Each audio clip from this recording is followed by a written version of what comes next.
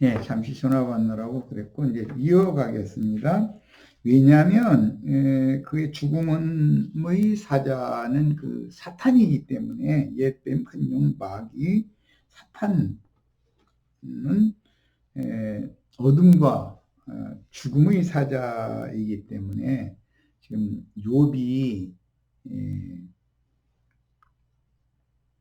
혼생명을 귀하게 여긴다. 무엇보다도 귀하게 여긴다. 재물을 빼앗기고 열 자식을 빼앗겼어도 아직 몸이 건강했기 때문에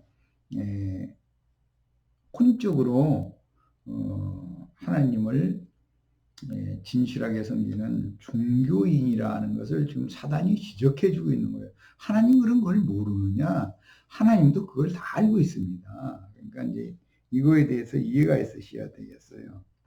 그래서 사망으로 말미암아 사망의 세력을 잡은 자인 마귀는 저주받은 인간들의 몸에 각종 질병들을 바라게 해서 흙에서 취함을 입은 혈과 육신이 있는 몸에서 숨, 호흡, 기식, 구약은 네페시, 신약은 푸시케입니다. 이 끊어지는 몸에서 영혼이 분리되는 그런 사망을 당하는 원인을 제공하지만 이미 마귀는 사람에게서 영이신 하나님과 분리를 시켜놔 버렸어요. 그러니까 영적으로는 이미 죽여놓고 나서 혼생명까지 죽이고자 하는 것이죠. 이제 이것이 마귀의 하는 일입니다. 혼을 죽이려면 그 몸에 생기를 불어넣으신 기식, 코의 기식을 끊어야 되기 때문에 그 몸에서 혼생명까지 분리시켜 놓으면 사람은 완전히 죽는 거기 때문에 그걸 추구한 거예요. 지금 한 말을 잘 이해가 있기를 바라요. 마귀는 이미 선악을 알게 하는 나무 실과를 아담에게 먹게 함으로 아담 이후에 모든 사람은 이미 다 죽어 있는 중이다. 어떻게 죽어 있느냐? 그 사람의 심령 안에서 성령께서 다 떠나신 상태다. 성령과 사람의 심령이 단절된 상태는 하나님이 보시기에는 이건 죽은 자다. 그런 뜻입니다. 그런데 영적으로 죽은 거죠. 그 영적으로 죽여놓고서 둘째 사망, 또 죽이러 오는 거예요. 그게 뭐냐면, 네페시, 혼도 그 몸에서 분리되게 함으로 영원한 불못에 들어가게 하려는 것이 자기의 영원한 그 왕노릇할 처소는 둘째 사망 불못이기 때문에 이거에 대해서 완전히 이해가 있으셔야 됩니다. 죽음이라는 것은 두 단계가 있다. 이것을 사탄은 너무 잘 알고 있었다는 것이죠. 그 다음에 욥도 자신에게 주신 재물이나 자녀를 잃었을 때 큰 타격을 받았지만 그의 강한 기질이 그의 자아를 계속 버티게 한 것은 그의 건강이 받쳐주기 때문에 그가 세상 사람들이 부러워하는 종교적인 언행을 계속하도록 큰 역할을 했던 것인데 사실은 이게 혼적인 종교인의 특성이라는 거예요. 혼으로 하나님을 섬기는 것이 뭔지를 좀 정확하게 알 필요가 있습니다. 그 다음에 하나님은 모든 것을 알고 계셨고 욥의 몸의 생명인 질그릇 속에 불어넣어 주신 코의 기식인 네페시, 호흡, 하나님의 호흡을 해하지 않는 조건으로 욥의 살과 뼈를 치도록 하나님께 허락을 받았습니다. 타락한 모든 죄인들에게 주신 것들 중에 가장 귀하게 여기는 몸을 치도록 허락하신 것입니다. 몸을 치면 실제로 죽는 것은 그 몸 속에 있는 네페시, 혼생명이 몸에서 분리되어 버리는 거죠. 이것이 둘째 사망이라고 하는 겁니다. 사실은 몸의 생명인 비오스, 자연인의 호흡인 네페시, 헬라어로는 푸시케 보다도 더 귀한 것이 있는데 이는 영적 생명인 헬라어 조에 생명의 성령이 사람의 심령에 부어지는 것인데, 이것은 비유로 죽음을 초월한 신의 생명인 부활 승천하셨다가 재림하신 예수 그리스도의 성령의 영원한 생명을 얻는 겁니다. 그 영원한 생명, 영생이라고 하는 것은 히브리어로는 2425와 5769 스트롱 번호의 합성어입니다. 그 다음에 이 합성어는 대표적으로 요한 창세기 3장 22절 여호와 하나님이 이르시되 보라 이 사람이 선악을 아는 일에, 우리 번역에는 우리 중 하나라고 했는데 여호와가 복수라고 하는 것은 한글 개역 성경 번역이 로마교의 번역을 따라서 한 오역입니다. 여호와는 율신이기 때문에 여호와의 말씀에 선악을 아는 일에 그 선악을 알게 하는 나무와 같이 되었으니 라고 하는 말씀을 하신 거예요. 그가 그 손을 들어 생명나무 열매도 따먹고 영생할까 하노라 그랬는데 거기 영생이 2425 5769의 합성어다.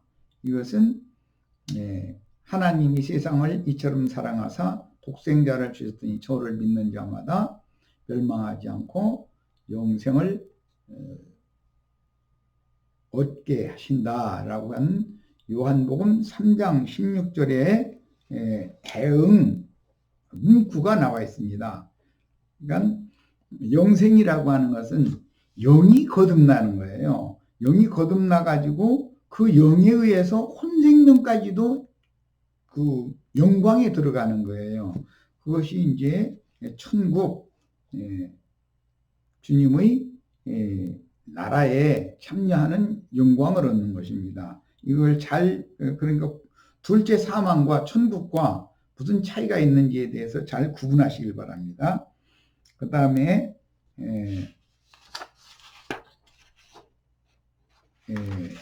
그러나 욥은 타락한 본성 안에서 옛사람이 타락한 본성으로 살고 있었기 때문에 이 말은 혼적으로 영은 죽은 상태고 혼적으로 하나님을 섬기는 상태다라는 말이에요.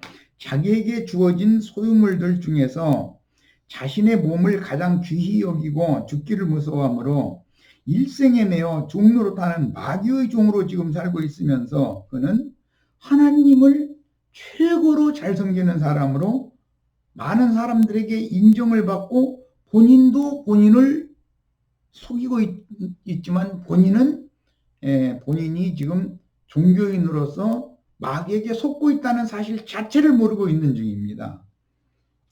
욥기 2장 7절로 10절 말씀 나가는 말씀 봅니다. 사탄이 이에 여호와 앞에서 물러가서 욥을 쳐서 그의 발바닥에서 정수리까지 종기가 나게 한지라. 이 종기에 대해서는 지난번에 자세히 살폈어요. 사탄이 사람의 혼생명을 해치지 않는 범위 내에서 할 수 있는 최악의 질병이 종기로 지금 나타난 것입니다.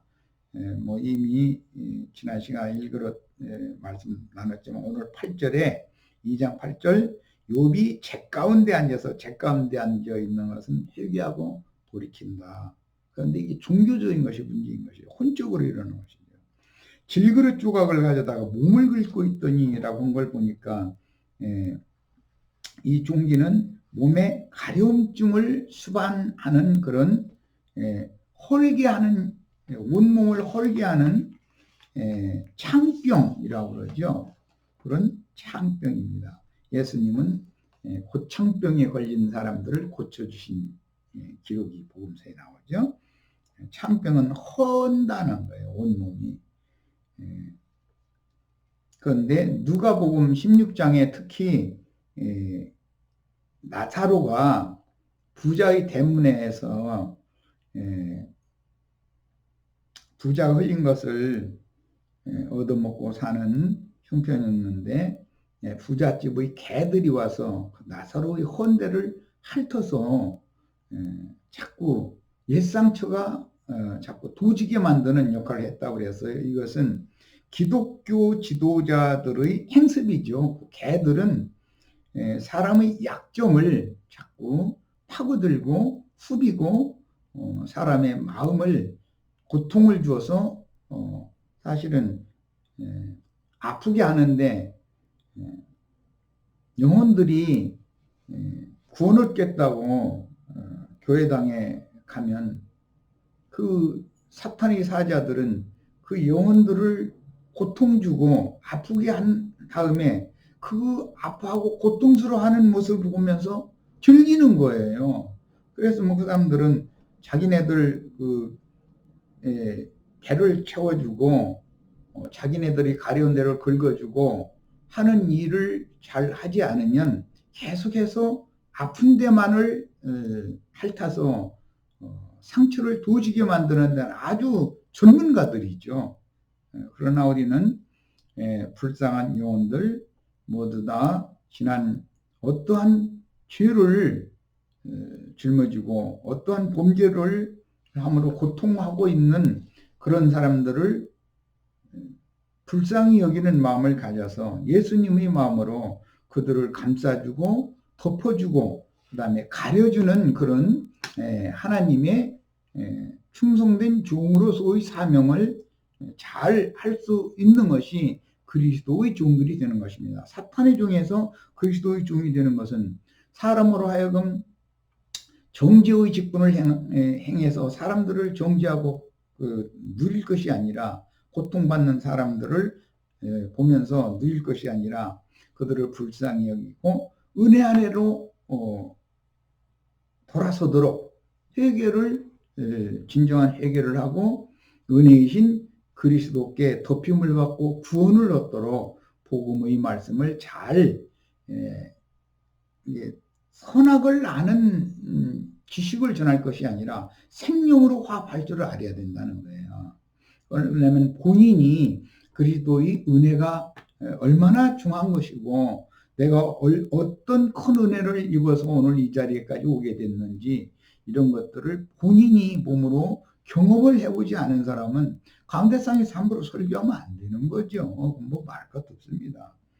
그녀가 욥이 당한 이제 재앙을 보면서 그의 아내 9절입니다. 2장 9절 그의 아내가 그에게 이르되 당신이 그래도 자기 온전함을 굳게 지키느냐 하나님을 욕하고 죽으라. 정말 참 너무 고통스러워하는 욥의 가장 가까운 사람이 욥의 아내인데 한 몸이니까.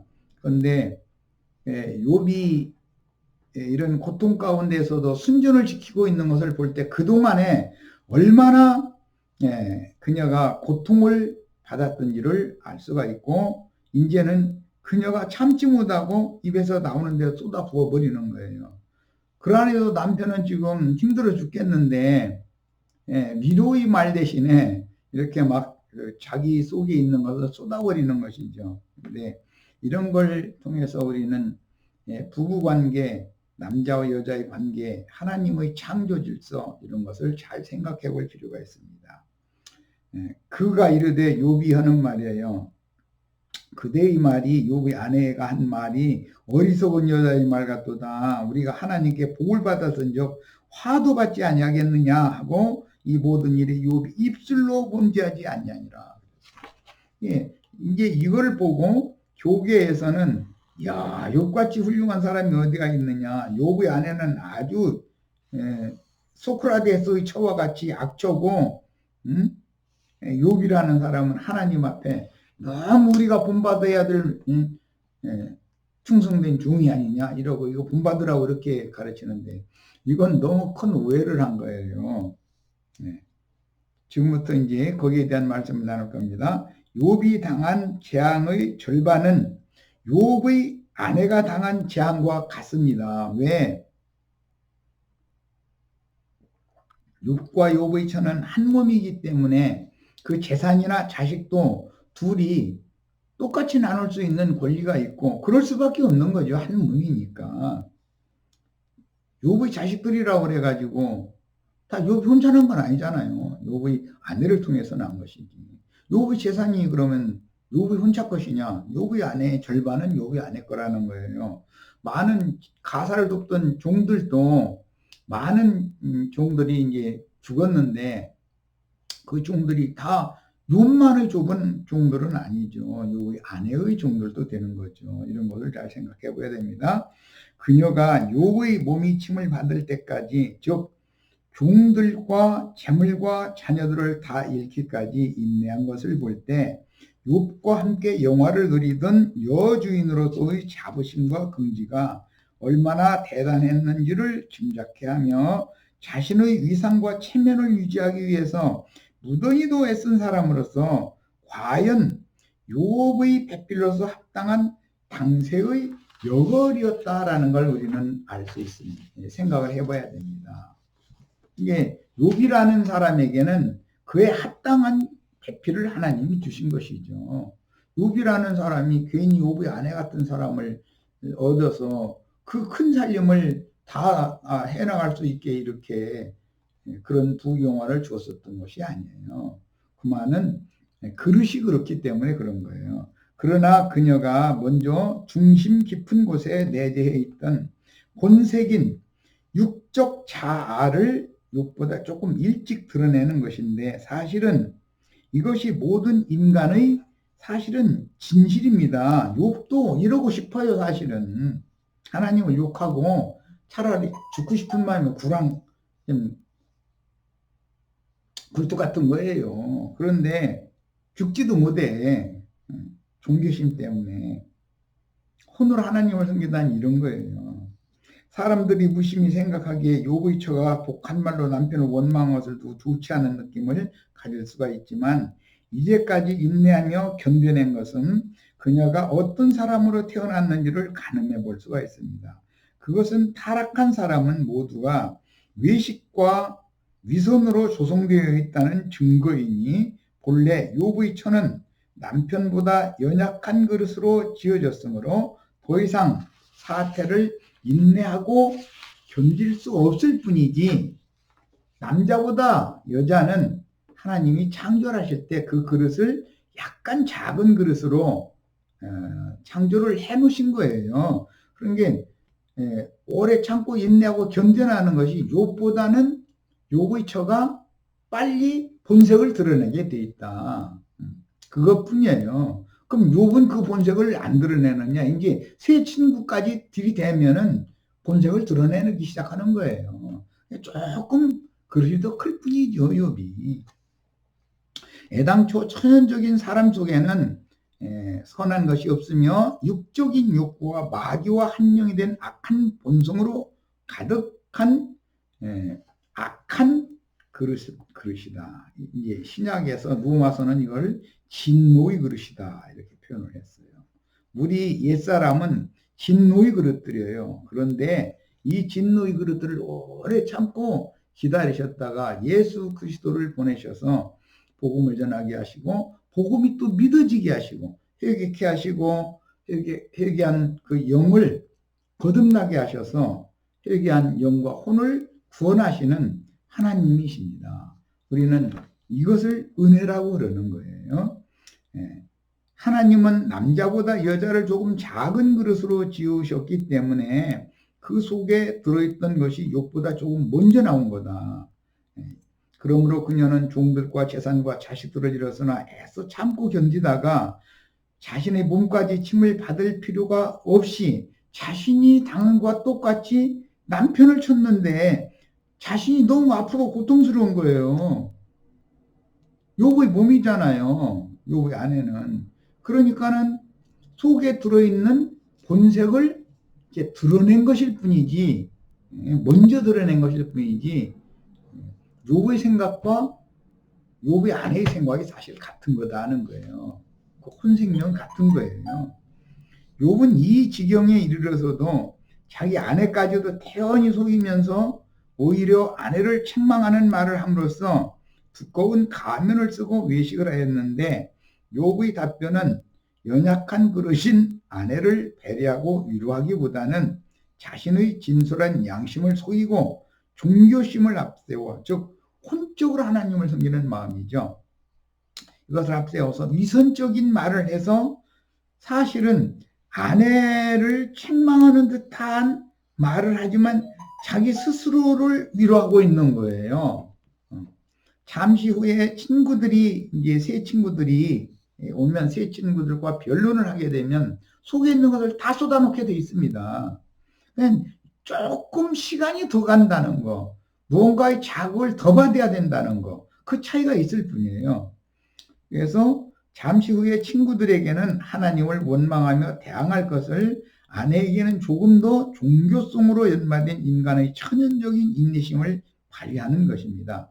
이것이 타락한 사람의 더러운 종교적인 자존심이요, 결코 쉽게 깨지기 어려운 종교인들과 세상 철학으로 굳어진 짐승의 마음을 받은 사람들의 위선인 것입니다. 이 외식하는 서기관과 바리새인들, 예수님이 얼마나 심히 책망의 말씀을 하셨는지. 그들은 유대 종교인들이었습니다. 그들은 세상의 초등 학문인 율법을 너무 중요하게 생각하고 있었고, 율법의 저주가 자신들을 얽매고 있지만 그것에 대해서 깨달음이 없었던 사람들이에요. 그래서 예수님을 자신들의 율법으로 정죄해서 죽이게 된 거예요. 세상 것만 또 모든 것이 율법이에요, 알고 보면. 천연적인 옛사람인 욥은 그의 동무종들과 변론이 시작되자 하나님을 욕하고 자신은 의롭다고 억지를 부릴 위선자이면서도, 이때까지는 욥의 아내와 대화를 나누는 그때까지는 그 속에 조성된 태생적인 색깔과 조성된 인격 이 자체를, 혼생명 자체를 위선으로 숨기고 빛과 선을 뒤집어 쓴 채로 연마되고 조성된 천연적인 옛사람의 진솔함을 감추고 위선으로 교활하게 지금 자기 아내를 꾸짖는 듯한 말을 하면서 자기 스스로를 위로하고 있는 거예요. 이것이 얼마나 간교함인가를 봐야 돼요. 이것은 뱀과 연합된 욥이다라는 거예요. 이런 말을 하는 게. 그런데 곧 정체는 드러날 거예요. 이제 3장 이후에 가면 이제 길게 욥의 세 친구들과 변론을 하게 됩니다. 욥의 친구들은 인과응보라고 하는 율법을 아주 그냥 직설적으로 욥에게 들이대는 것이고, 욥은 그 자기 자신이 율법으로 정죄를 받는 것이 너무 고통스러우니까 자기를 막 변명하기 위해서 자기는 의롭고 선하고 이제 나중에 자기가 하나님의 위치에 딱 서게 되고 이런 말을 함부로 그냥 막 바라게 되는 거예요. 신성의 미덕 중에는 태생적인 옛사람들이 오해하는 인내라는 항목이 있는데, 하나님의 인내는 태생적인 사람들이 진솔한 자신의 정체를 드러내며 항복하고 회개할 때까지 오래 참고 기다려주면서 사단을 보내어 시험하도록 허락하시는 것입니다. 욥의 천연적인 인내는 일반 사람보다 탁월하여 칭찬받을 만하나 기질이 강한 사람일수록 천연적인 인내가 쉽게 바닥을 드러내지 않기 때문에 하나님께서는 욥을 손대시면서 지금 안타깝고 힘이 드시는 것이죠. 그 다음에 왜냐하면 이것은 야복나루에서 씨름을 거신 여호와 하나님께서 야곱을 다루기가 쉽지 않다는 거예요. 비유 드린 것이죠. 하나님께서 욥에게 요구하시는 것은 본래 그의 속에 가득히 들어있던 것들을 다 쏟아버리게 하시고 새롭고도 참된 생명을 다시 부어서 새 사람으로 창조하되 영을 거듭나게 하여 참 생명인 그리스도로 하나님을 섬기는 왕같은 제사장으로 삼으시려는 의도이기 때문입니다. 욥은 오늘날의 나 자신을 의미하고 철학과 종교로 조성된 옛사람의 혼생명으로 굳어진 사람을 대표하기 때문에 그 옛사람의 진노의 그릇 속에 가득한 쓰레기인 마귀의 기질인 천연적인 선과 의와 인내로 위장하고 나 자신과 타인들을 속이고 있으므로 그 더럽고 가증한 그릇을 비우고 씻기 위해서는 물과 피, 예수의 십자가에서 피와 물을 쏟으셨는데 그것은 옛사람의 속부분들을 씻기 위한 것입니다. 우선적으로는. 그래서 하나님께서 욥에게 씨름을 걸어 영생하시는 하나님의 본질인 생명의 성령을 깨끗한 그릇 속에 부어서 거듭나게 하려는 거예요. 사람은 영적으로 죽어있기 때문에 영을 살리는 것이 하나님의 새 창조의 원리다라는 걸 이해를 하셔야 돼요.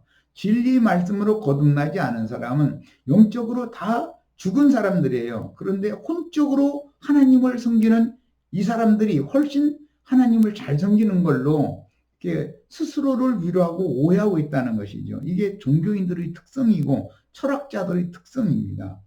창세기 32장에서 여호와께서 야곱에게 씨름을 거신 것과 마찬가지인데 야곱이 밤이 새도록 쉽사리 넘어지지 않는 것처럼 욥이 강한 기질로 조성된 옛사람인 내가, 욥은 바로 나를 말하는 거예요. 이처럼 그의 선과 의와 인내로 끈질기게 버티고 대항하려 하지만 하나님은 그 영의 생명의 빛, 참 빛을 비추어서 진솔하게 회개하고 마녀 자체이며 마녀의 주제이신 그리스도의 공의와 공법을 그 사람을 통해서 실행하실 것이에요. 이것이 하나님의 창조의 원리입니다. 네. 옛창조도 말씀을 한 것처럼 새창조도 모두 그리스도의 말씀, 영과 생명의 말씀으로 하는 것입니다. 너무 쉽게 하나님이 욥을 이기면 욥은 분해서 씩씩대 가면서 하나님과 다시 한번 맞붙어 보자고 억지를 쓰면서 자꾸 도전을 할 것이기 때문에 참 스스로 지치고 곤비해서 기진에 쓰러지도록 밤이 새도록 오래 참고 살살 다루시는 거예요. 그렇다고 해서 하나님이 욥한테 지느냐? 하나님이 야곱에게 지느냐? 그렇지는 않습니다. 스스로 탈진하게 만드는 것이죠. 애당초 씨름이라면 씨름을 걸지를 않지요. 하나님이 이것을 사람에게 개입하신다. 그런데 인생의 삶에 그분 자신이 오셔서 개입을 하면 예기치 않은 욕과 같은 일들이 벌어지는 거예요. 그러면 그게 씨름인 것이죠. 거기에서 잘 쓰러지지 않고 날은 새려고 하니까 하나님은 떠나셔야 되니까 하나님이 떠나실 때 축복을 해달라고 매달리게 만들어 놓고 나서 회개시키는 거죠. 그 회개한 욥을 축복해 주는 것은 뭐냐면 환도뼈를 치는 거예요. 욥에게 환도뼈를 치는 것은 창세기 40장 이후에 나오는 말씀으로 실현이 되어요. 짐승 같은 악어와 같고 하마와 같고 한 이런 무지한 짐승을 결국은 항복을 받아내고 그것을 임의로 그분의 줄로 묶어서 끌고 가고 어구하고 길들여서 하나님의 종으로 쓰시는 거예요. 이것이 성경 이야기예요. 우리 모두가 다 이런 말씀에 함께 은혜가 되기를 바라고 이런 말씀을 통해서 나의 구원으로 삼으시기를 바랍니다. 그러므로 스스로 항복하지 않으면 반드시 다시 도전하는 것이 인생의 강한 기질입니다. 인간으로는 될 때까지 돼야 된다. 갈 때까지 가봐야 된다. 끝까지 이제 이러고 내 고집을 누가 당해라. 근데 인간의 천연적인 옛사람의 혼적 생명의 기질이라고 하는 것은 하나님의 고집을 못 당하는 겁니다. 이것은 뭐 내가 여러 번을 말씀드리지만 하나님의 구원은 결국은 사람을 항복시키고 굴복시키고 예수 그리스도 그분이 발 앞에서 무릎을 꿇고 눈물을 흘리면서 주여 내가 죄인입니다. 내 죄를 용서해 주시고 나를 받아달라고 눈물로 호소하고 탄식하게 만드는 전능한 하나님이에요. 이것을 누구도 부인 못해요. 이 하나님을 만난 적이 없이 예배당 갔더니 11조 헌물 잘 드리고 목사 하라는 대로 죽는 신용까지 다 했더니 뭐 사업이 잘 되고 부자가 되고 이런 소리 하는 것은 그것은 아직 복음을 전혀 깨닫지 못한 사탄의 사자들이 거짓말입니다. 모두 그런 일은 절대 없어요. 그것은 철학자들이나 종교인들이 속이는 말이죠. 사탄이 거짓말을 가지고 와서 속이는 거예요. 처음부터 거짓의 아비요 살인자이며 거짓의 아비는 마귀잖아요. 마귀의 종들은 늘 육신의 복을 줘서 뭐 부자 되게 해준다 또는 뭐 육신으로 잘 되게 해주고 자유선이 복을 받아서 막 천대까지 복을 받고 이런 소리 해서 하는데 그 복이라는 개념을 잘 정립을 하셔야 되겠어요. 하나님의 은혜, 하나님의 사랑, 하나님의 구원이라는 용어가 그렇게 헐값에 팔려 넘어가는 세상 교계의 그런 거짓 복음과는 전혀 다른 것입니다. 내 고집과 하나님의 고집이 만약에 맞붙는다면 날이 새기까지는 하나님도 나를 살살 다루시고 스스로 기진하게 놔두시고 오래 참으시지만 날이 새게 되는 해날이 오기 직전에는 환도뼈를 치고 지팡이를 의지하지 않으면 남은 일생을 저는 자로 살 수밖에 없도록 만들면서도 바로를 축복하는 그런 사람으로 만들어 놓는 것. 이것이 생명의 구원을 얻은 사람으로 하나님이 다시 창조하여 만드는 새 창조의 일인 것입니다. 욥기 마지막에 갑절의 복을 받았다고 하는 것은 이런 사람이 되는 거예요. 그런 것이지 세상에서 육신적으로 부자 돼서 뭐하고 그런 거 그건 무슨 완전히 육신에 속한 세상 사람들이 죽어놓은 것이죠. 그런 것이 세상 기독교계의 혼적인 신자들한테는 통하지만 영이 거듭난 진리의 신앙을 추구하는 사람들한테는 전혀 통하지 않는 얘기들인 거예요. 그 다음에 참빛이 내 마음에 비추어서 모든 사망과 어둠을 삼키는 새벽녘에는 반드시 우리 주님께서 나에게, 욥에게, 야곱에게 항복을 받아내기 위해서 환도뼈를 쳐서 엎드러지게 하고 축복해달라고 무릎을 꿇고 애원하게 해서 새 지팡이를 붙잡고 의지하도록 만들어 놓으시는데 이것이 하나님의 새 창조일이다. 새 일은 이렇게 하는 겁니다. 이런 것도 모두 하나님은 말씀이기 때문에 그리스도의 영과 생명의 말씀으로나 하는 것입니다. 이 말씀이 들려야 되는 거예요. 그 다음에 모세가 갖고 다니던 지팡이는 던져보면 뱀이라고 그랬어요. 뱀을 의지하는 옛사람의 자아, 육신에 있는 자아, 큰 포부 이런 것들, 옛사람의 축복이라고 하는 복이라는 개념은 전부 그게 뱀이라는 것을 아셔야 돼요. 그것을 땅바닥에다 던져보고 나서 뱀이 된 것을 확인한 다음에 네 손을 왼편 가슴에다가 손을 가슴에 얹어놓고서 하나님과 대화를 나눠보라는 거예요. 그리고 나서는 이제부터는 지팡이 머리를 붙잡지 말고 뱀이 되어진 뱀 꼬리를 붙잡으면 여상이 지팡이가 될 거다라는 거예요. 그 지팡이를 의지해. 이것은 세상에서 미말에 처해지고 가장 낮은 위치까지 내려진 가장 작은 자까지 꼬리가 되어진 예수가 우리 머리가 되도록 그리스도를 붙잡아야 된다는 거예요. 이 말이 이해가 되시길 바랍니다. 하나님의 그 구원이라고 하는 것은 오늘날 거짓 선지자들의 세상 교계의 그 거짓말과 같은 것이 아니에요. 전혀 그건 다른 겁니다. 욥기를 읽을 때는 이것을 명확하게 구분해야 됩니다. 하나님은 빛의 천사들을 불꽃으로 쓰셔서 결국은 욥을 굴복시키는 전능자이시며 전능자의 말씀을 인치듯이 반복해서 말씀해서 교훈하심으로 깨달을 때까지 같은 말이지만 어느 때에는 어떤 종을 보내서 그 사람이 이해하고 받아들일 수준의 말을 증거하게 해요.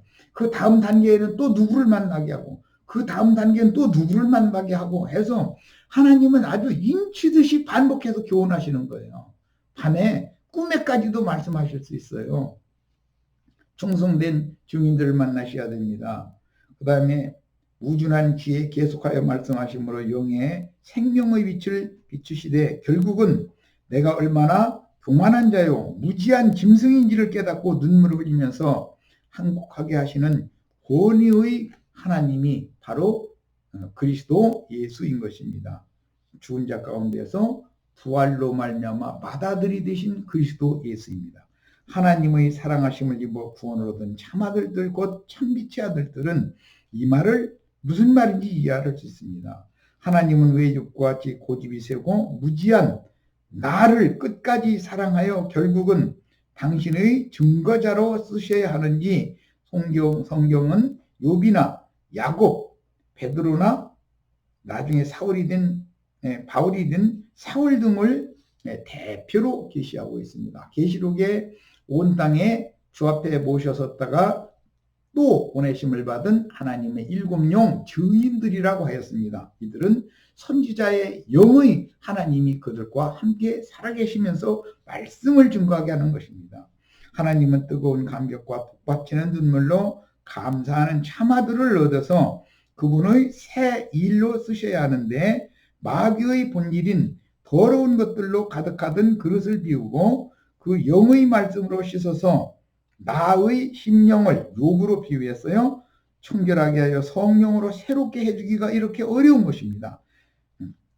피와 물로 씻어서 깨끗한 그릇 속에 참껏 곧 진리의 성령이신 예수로 나타내신 그 그리스도를 담아 진리 안에서 참되게 예배하는 거룩한 제사장으로 재창조해서 쓰시기가 이렇게 어렵다라는 것을 기록해 놓은 것이 욥기입니다. 자, 이제 욥기 2장 본문 강의 5번 모두 마칩니다.